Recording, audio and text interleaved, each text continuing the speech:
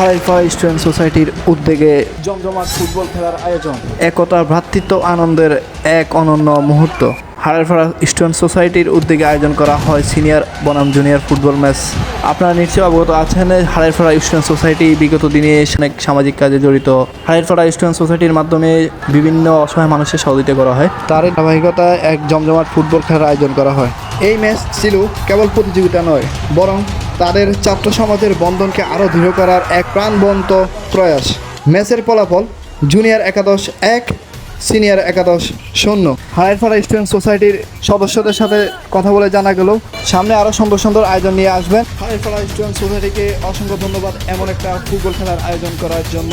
মানবতার জয় হোক, সমাজ বদলে যাকে, গর্জে উঠুক সকল সামাজিক সংগঠন। ভালো থাকবেন, সুস্থ থাকবেন, আল্লাহ হাফিজ।